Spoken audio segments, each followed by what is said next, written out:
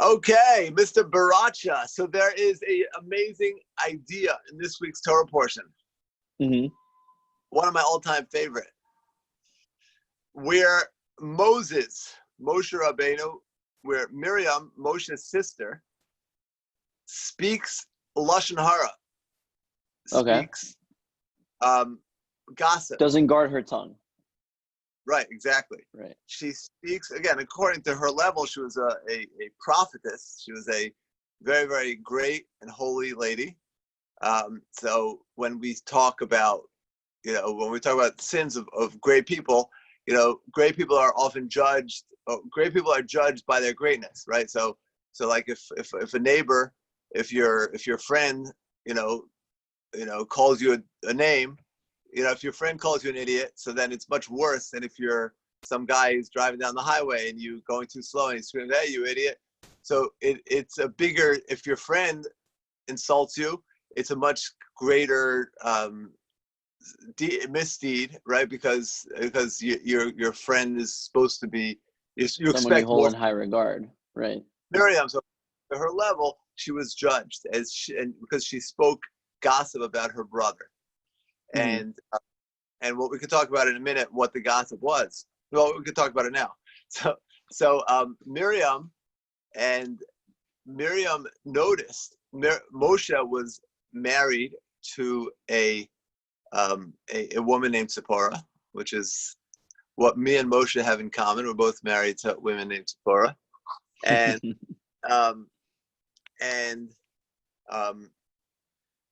Miriam heard that Moshe had separated from his wife,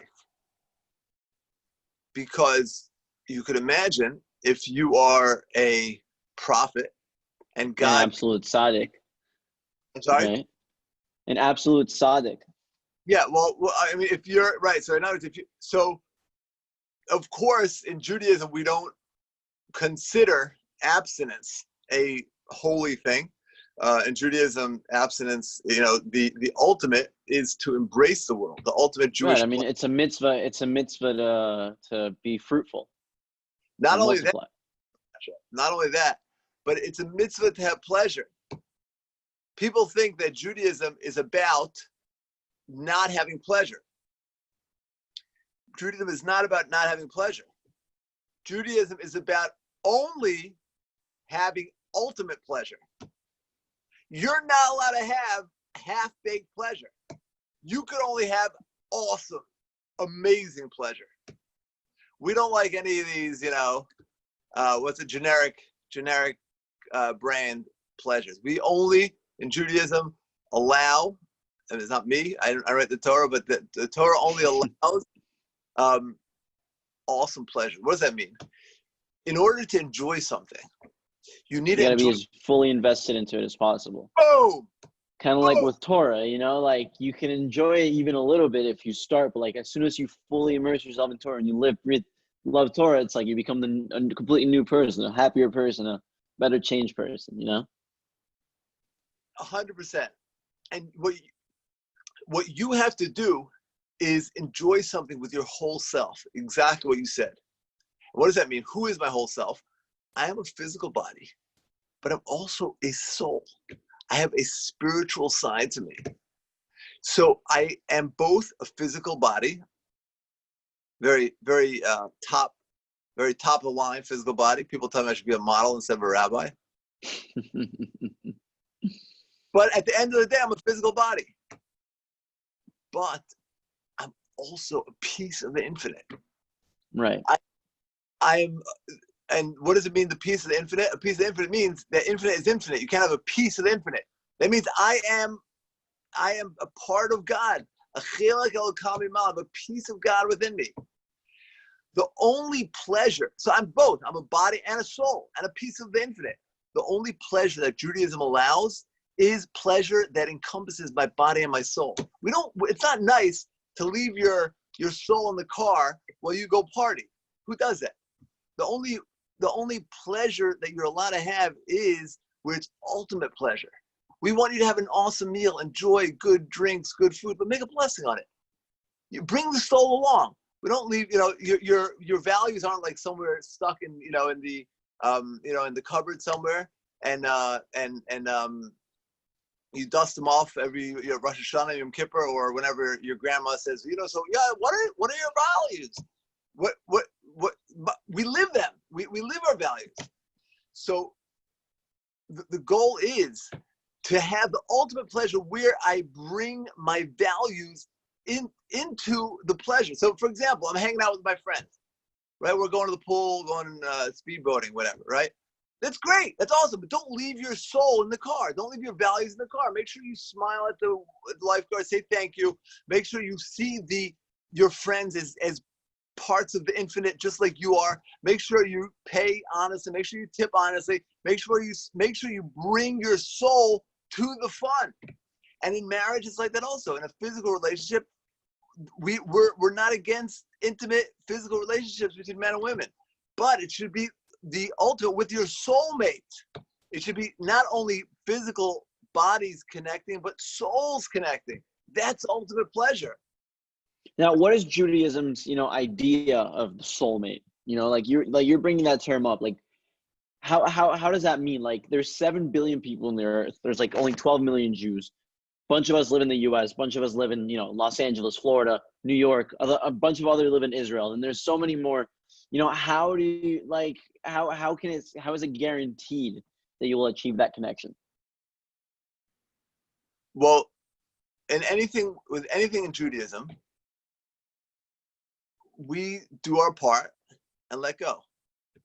So it's guaranteed that if you do the best that you can and let go and let God, you're in good shape. But the first step to finding your soulmate is finding your soul, right? If you're trying to find 2 socks that match, you have to first find the first pair until you can find the second pair. Many people are looking at the second pair and they're like, oh, is that without knowing their first pair? It's like they never found the first pair. How do they know it's a match? Because they're so sort of invested in their body. They're like, oh, it matches my body. But the problem is that a soulmate is someone that matches your body. It's just like my body is finite. Someone who matches my body will match for a very finite amount of time.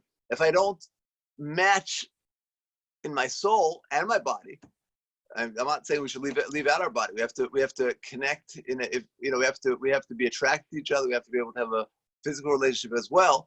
But we also certainly have to have that spiritual relationship, spiritual connection. We need to bring the ultimate pleasure. Judaism only allows the ultimate pleasure of body and soul. You want to find your soulmate? Let's take it one step further, right? 'Cause I have like 15 minutes left. But okay, so you said step number 1 is finding your soul. Now, how do you do that?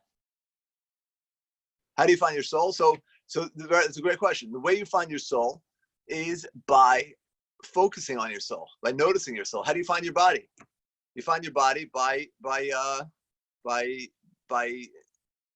addressing it, by cultivating it, right? But you eat, you sleep, you drink, you exercise, you take care of your body. How do you find your soul? By being in touch with it, by noticing it. Very often people completely and totally ignore their soul. Like they're sort of like, I'll give you an example. Sometimes you go to a grocery store, right?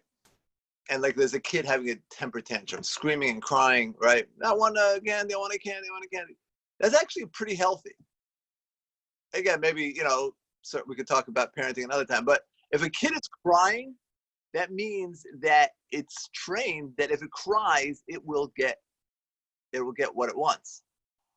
Sometimes you'll see a child that doesn't cry, and that means it's abused. If a child isn't crying, a child doesn't voice its opinion, if a child's not determined, right? My daughter last night, I mean, she didn't want to go to bed and she went to bed. So she let us know very, very, very, very strongly that she wasn't ready. She didn't want to go to bed. Right. That's a very healthy thing. We voice our opinion. She voiced her opinion. And Baruch Hashem, we won this round. Good. Let's hope it keeps going that way. It's a very healthy thing.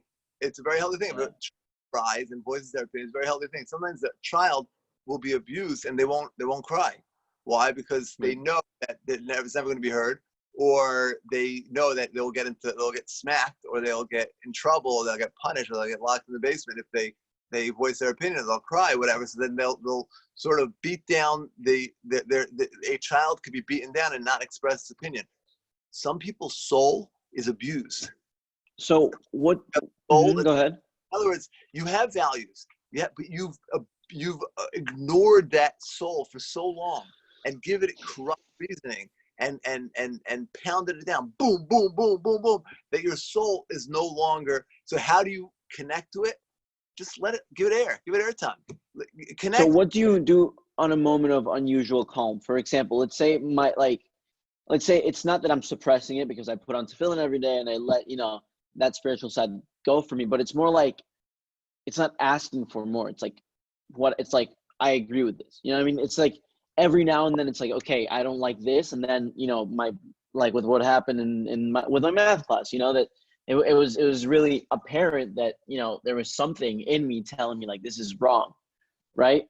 So, how is it that, how do you deal with a moment of unusual calm? Because you can tell that it's not abuse because it's speaking out and it's, I'm moving with it.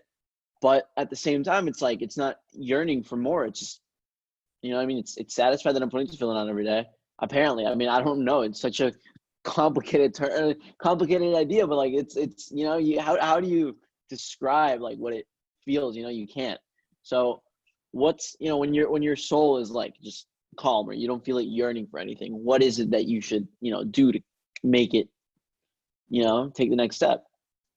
Well, it means you're doing great. I think that you're doing great. I think that, you're alive now, you're studying Torah. And, every minute to look for opportunities, first of all, gratitude. You can always be grateful, like, wow, thank God my heart is beating. Thank God my lungs are working. Thank God my spine is holding me up. I have shelter. I have food. I'm not hungry. You can always work at your soul. Like, imagine you see a guy, he's got big muscles. He's always wants bigger muscles, right? You have a guy who wants $1 million. He always wants, the difference between physical pleasure and spiritual pleasure is a fun thing. When is it's just being satisfied with what you have, being satisfied with your lot?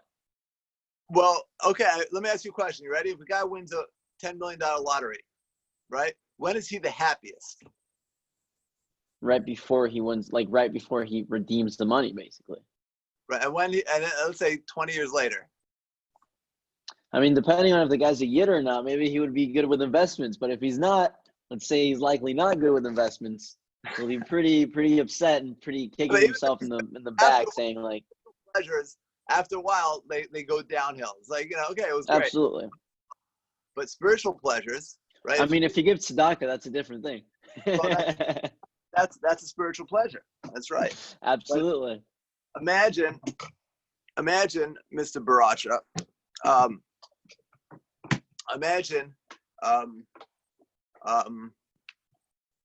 Imagine 3 years ago, right? Think in your mind. Tell me a good deed you did 3 years ago. 3 years ago, that was what, 2017? In the past 5 years, give me an idea. Like a good deed is in a mitzvah, or a good deed I did for someone else? Something you did. Said the Shema or put on tefillin. Beautiful. So think about it. You did it, right? Thinking about it, yeah, absolutely. Now think about a meal that you had 3 years ago, a delicious meal. I can actually think of that one too. My birthday meal. That was pretty fire. That was pretty great. I'm sorry. Like, I get the point. I get the point is like physical pleasures are not really. Maybe I can't remember the meal you might have. I can't remember the taste or what I ordered, but I remember it was good. I remember I enjoyed it. But the pleasure, I'm saying you don't have the pleasure. You don't have the. Oh, absolutely not. I'm on to the next one. I'm thinking like, okay, now I'm going to go to this restaurant instead of that one. But a spiritual pleasure that you said the Shema, whatever, you still have that. Like every absolutely every mitzvah that you did, you still have. So what was your question? Your question was, how do you work out your soul if you're feeling good? In a moment of unusual calm. That's great. That means you're doing great. I think that means you're doing great. And sometimes it means that you could move up to the next level. I'm doing good. I feel like I'm ready to conquer the next level. I'm ready. And I think, see, now that you're actually talking about that, it's actually crazy to think about it, because I've always had the same phrase. Like when people ask me like, "Oh, are you Shomer Shabbat yet?" A lot of people ask it like as a joke because I went from never putting on tefillin in my life to being like much more like aware. And they're like, "Oh, are you Shomer Shabbat yet, or are you religious yet, or are you kosher yet?" I'm like, little by little. I keep saying little by little. So, for example, I've conquered the first step, which was putting on tefillin every day. Right? I went from not putting on tefillin every day to I went from saying the Shema every day to putting on tefillin every day. Right? Now to trying to keep Shabbat once every couple of weeks. So that's my next step. As soon as I'm Shomer Shabbat, maybe I'm going to go for kosher. We never know. We never. But yeah, I definitely see that connection from what you're sharing with me. It's definitely a little by little. It's not like you can't just jump into it and hope, to get it. You got to go at the pace that your soul wants. You know what I mean? You can't just force it. Yes, And I think that's wonderful. And that's the ultimate pleasure. The ultimate pleasure is when my body and my soul are embracing this pleasure. When my body and my soul. So, God willing, let's say 5 years from now, right? I'm married, I have kids, and I have, I'm Shomer Shabbat, I keep a kosher household, my kids are doing Torah, like everything's great. And I look back to that day that I said Shema in 2017, the pleasure is still there and it's amplified. But let's say 5 years from now, I'm just eating at Mike's Bistro, I'm enjoying my kosher steak. I'm not thinking back to my 2017 kosher steak or whatever. You know what I mean? I'm not thinking back to the meal I had 3 years ago. But whenever I wrap tefillin 5 years from now, I'm gonna look back at 2017 and that one decision I made that was to say Shema every day. I'm gonna see I'm gonna look back and see the connection between that moment and how I've progressed. And I think that's actually a great point you brought up. Do you know the story of Rabbi Akiva and his wife? Yes. Wait, is that the one where he left for like 7 years and comes back and he says his wife with an older man in her embrace, and he decides not to be angry about it, and then comes back and it turns out that it was his son? Or was that another rabbi? I read that in the Igres Haramban, in a book about it. It was more about not being quick to anger. It was a story about a man who had a child with his wife, then he leaves for like 10 years or something, or like more probably. He comes back to his town and he sees his wife in the embrace of another man. Rabbi Akiva left for 24 years. Okay. But it's probably Rabbi Akiva, like one of Rabbi Akiva's stories. The backstory is it brings out the point you're talking about spiritual growth, and that is the story of Rabbi Akiva. Rabbi Akiva is a shepherd, a simple shepherd. He wasn't Rabbi Akiva is just Akiva, simple shepherd. He works for the richest man in the Jewish nation, Kalba Savua, and he's a shepherd. Now, Rachel, the daughter of Kalba Savua, sees great potential in Rabbi Akiva. Yes, I know that story. I do know that story. And the dad was super against it, and she spoke against her father's like. Oh, so the dad said, Rachel, you're my daughter. You can marry one of the greatest people in Israel. You're gonna marry this shepherd. And somehow she saw greatness. She saw great potential. Now listen to the story. You ready? She saw great potential, and she says to him, the only way that you are going to bring out your potential is if you study Torah. I will only marry you. He was 40 years old. She said, I'll marry you if you agree to study Torah. Now, right. Akiva hated Torah scholars, right? He said when he would have, he wanted to bite the Torah scholars like a donkey. Not like a dog. A dog bites without breaking bones, but a donkey bites with breaking bones.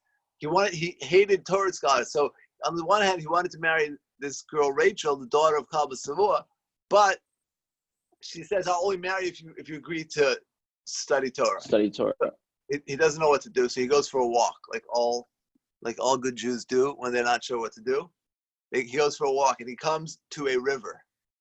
And he sees an amazing thing in the river that you see all the time. I just saw it just yesterday when I was with my kids at a river.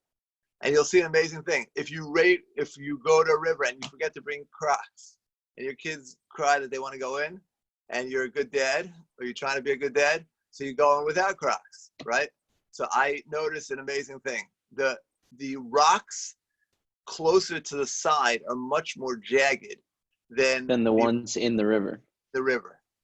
Right. So Rabbi Akiva noticed a rock with that water had smoothed out the rock, or maybe it made a hole in the rock. Now here's the $1 million question, Mr. Barachi. Ready? The water is very, very soft, and it pierced the rock, or it smoothed out the rock. So here's my question. You ready? Let's say 1 trillion pieces of water had hit that rock. You ready? Which piece of water had actually pierced the rock? In other words, which one was it? If there were 1 trillion pieces of water that hit the rock, which one pierced it? That's a good question. I mean, it could be the first one. It could be the first one, since the first one was the one that led the rest of the water going on. You know what I mean? So it could be like hypothetically, like, you know, the first one, even though the first drop of water wasn't the one that actually broke through the rock, it was the one that led the rest. It was the first one, and it was the second one, and it was the third one. Listen to this. If 1 trillion drops later, there's a hole in a rock, what that means is that every single drop made a difference. Right.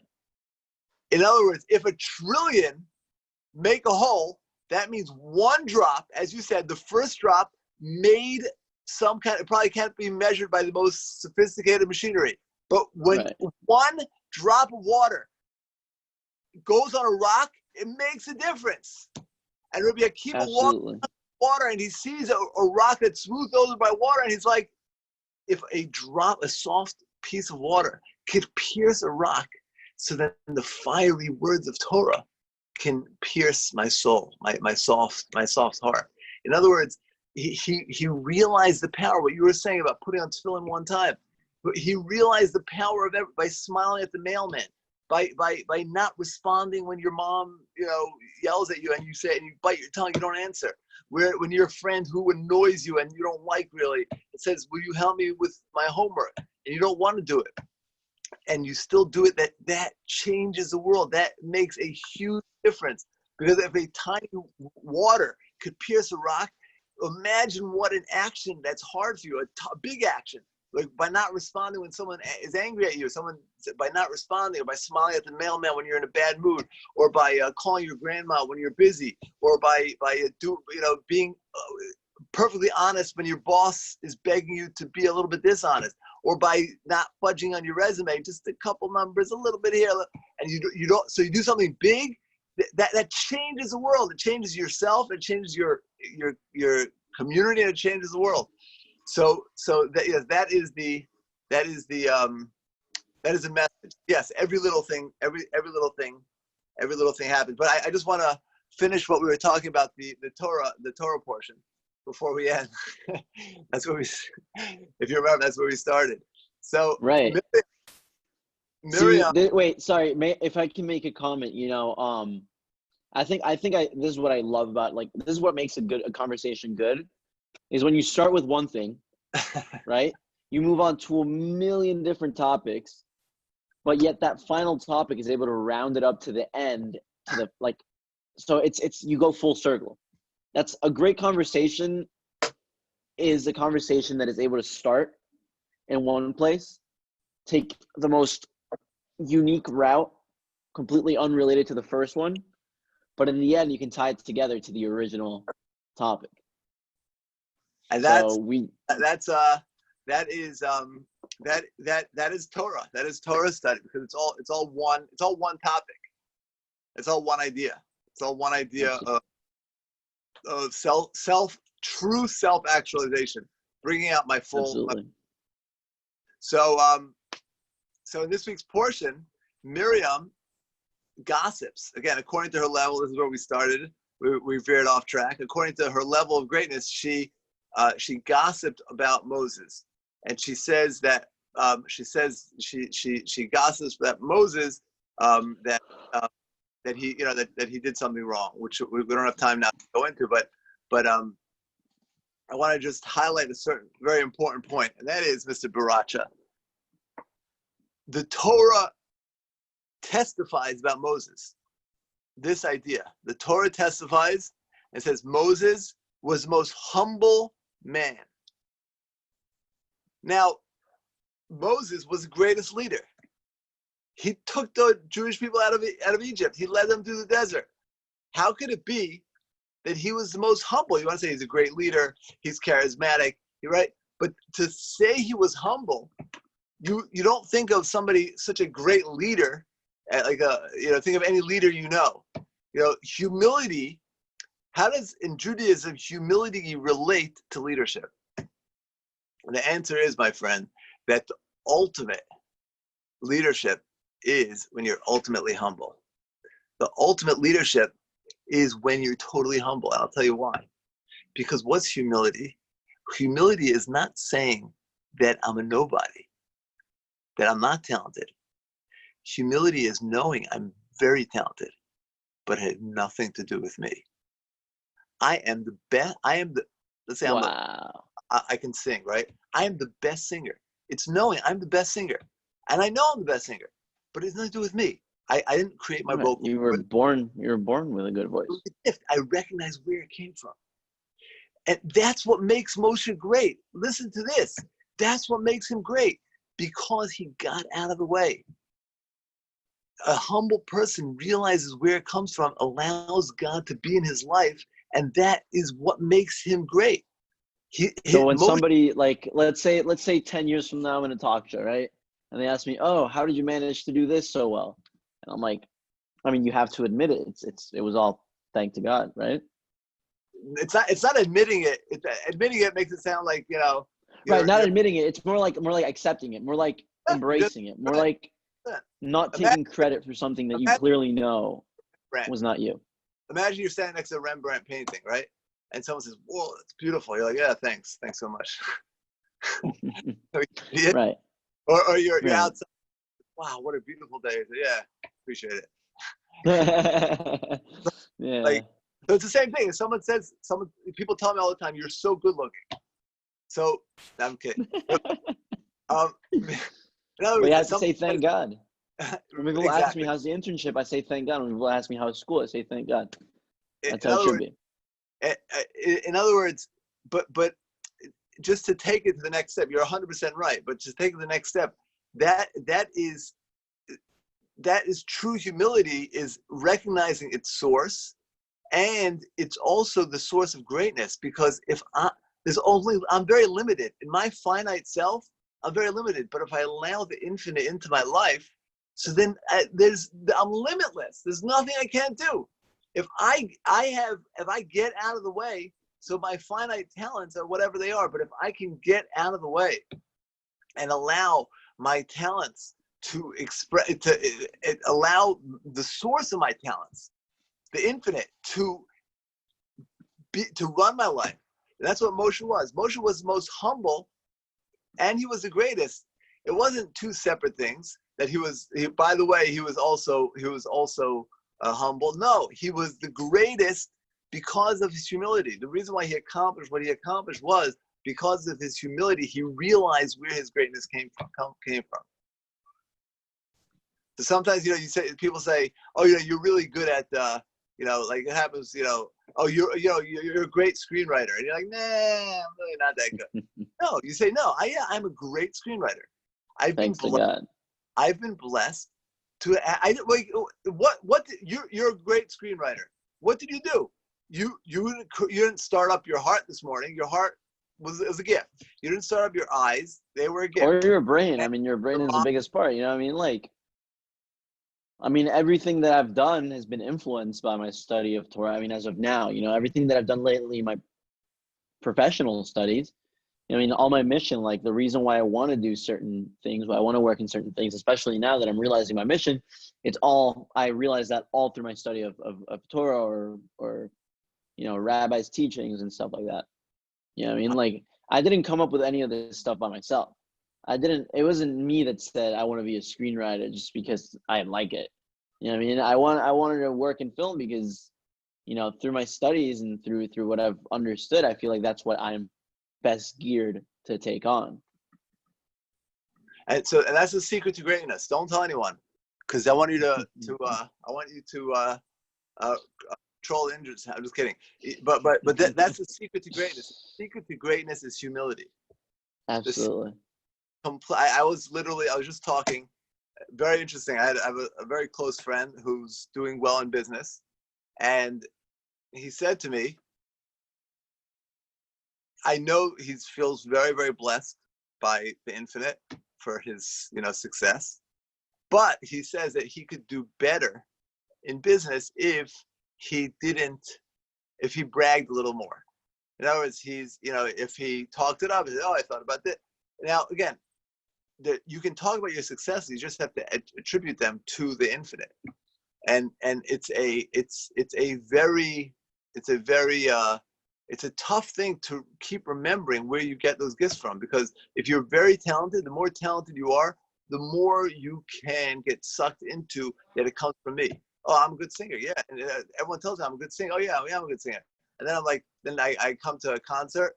I come to a concert and I'm about to play, play music, and like the place is packed with 10,000 people. I'm like, these people are all here for me, and you can stop. You could focus on me and not realize where that blessing comes from. So if we could have Moshe that could be the most humble, then we can certainly. Sorry, give me a second, Rabbi. I'm distracted a little bit. I'm sorry. I fully missed you. My family was talking in the background. I couldn't focus on it. So go ahead. I lost you at the part where you were saying that everything you have to attribute to the infinite. You can brag, but as long as you acknowledge where it comes from. Yeah, but it's not just a nice thing to do. That's where greatness comes from. Greatness absolutely comes from allowing the infinite into your life. In other words, allow the source of your blessing to continue to bless you. In other words, allow the source of your blessing to be involved in your life. That's where humility, like the example that you gave of Shabbat, on Friday night, and after this we have to stop because I have another meeting. Yeah, I have an appointment that I'm kind of late. Okay, fine. Yeah. So let's stop here. We'll continue. Okay. Amazing, Rabbi. Thank you so much. So next week Monday, I can do 3 p.m. if that works with you. Amazing. Can't wait. Keep me updated about how it would be to be Secretary of Mayor. I wouldn't be opposed. Okay. Speak to Josh. Speak to Josh? Okay, yeah. Amazing. I'll do that. Okay, thank you, Rabbi. Take care, Bracha. You too.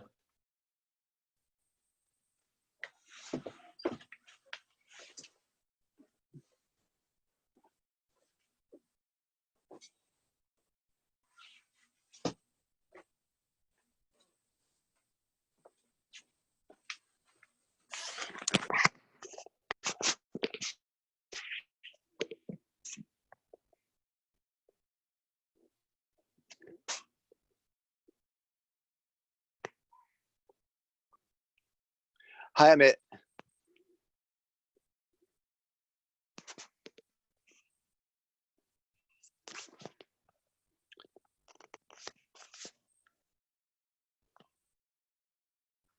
Hi, Amit. I meant we should talk on the phone when we talk tomorrow night. We're scheduled for tomorrow night. Is that not correct?